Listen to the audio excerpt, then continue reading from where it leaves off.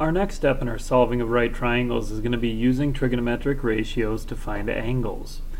And we're going to follow the same three steps we followed in our previous day's work when we found sides. We're going to start by identifying our ratio, then write our equation, and then solve our equation.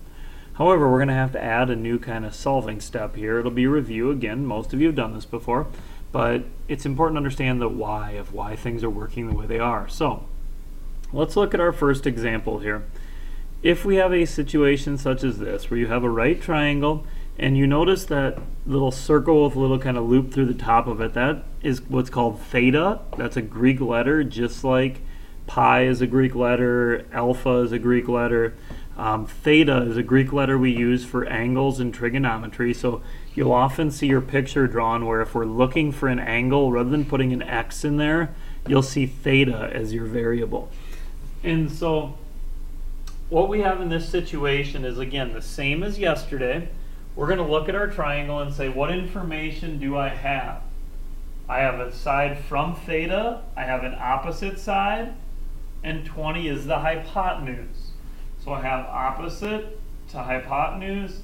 That tells us I have to use sine.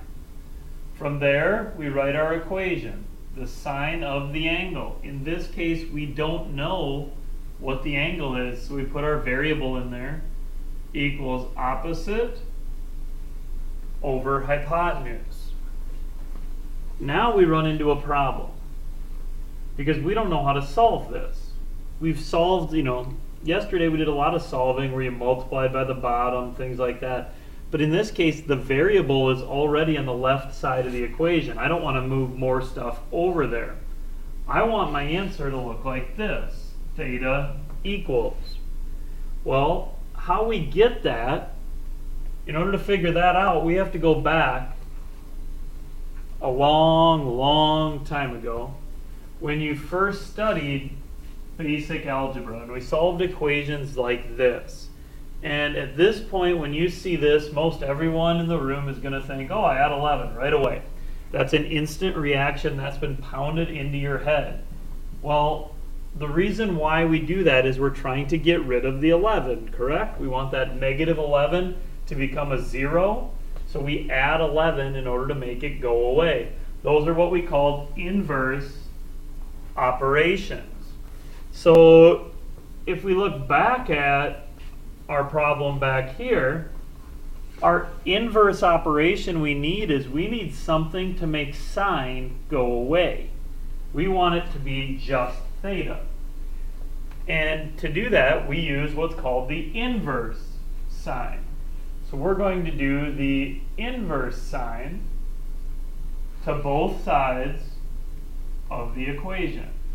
And if you have your calculator handy, take a minute and look at your calculator, and you'll see the sine button above it. You see that sine -1. That means the inverse sine. Just like anything else, our inverse operation, the inverse sine of sine is going to equal theta. So that cancels out or eliminates the sine. And whatever I do to one side, I must do to the other. So that means I now have on this left side the inverse sine of 12/20ths. And now we're back to that calculator time.